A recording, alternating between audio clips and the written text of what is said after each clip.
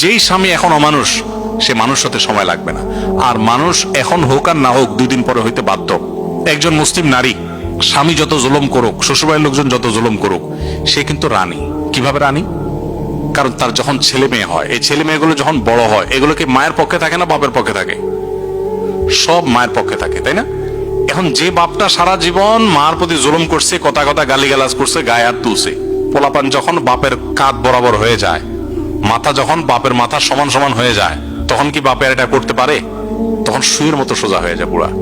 এরপর যখন নাতিপুতি হয়, তখন সবগুলো ওই দাদির পক্ষে, নানির পক্ষে, বুড়ার পক্ষে একটাও না। বুড়ার তখন বাসার জায়গাই থাকে না, মসজিদে যায় বসে। এবার মসজিদেও শান্তি নেই, কারণ মুয়াজ্জিন বলে চাচা বাইরে দরজা আটকাবো। ঠিক না ঠিক? প্রত্যেকটা ফ্যামিলিতে আপনি দেখবেন। এই জন্য আমি আমার বোনদেরকে বলি, ধৈর্য ধারণ করে সংসারগুলোকে বাঁচাবার চেষ্টা করেন। ভাইদেরকে বলি, ধৈর্য ধারণ করে দাম্পত্য সম্পর্ককে রক্ষা করেন। হ্যাঁ, রেয়ার কেস হতে পারে যে একেবারে অমানুষ, কোনোভাবে তার সাথে থাকলে আপনার ইমান আমলই থাকবে না, তাহলে আপনি 1 জন 2 জন 3 জন বিচক্ষণ বিদগ্ধ আলেম মুফতির সাথে আলাপ করেন, পরামর্শ করেন, তারপর ডিসিশন নেন। হুটহাট তালাক দিতে যাবেন না। হুটহাট তালাক দিয়ে পরে আফসোস করতে হবে।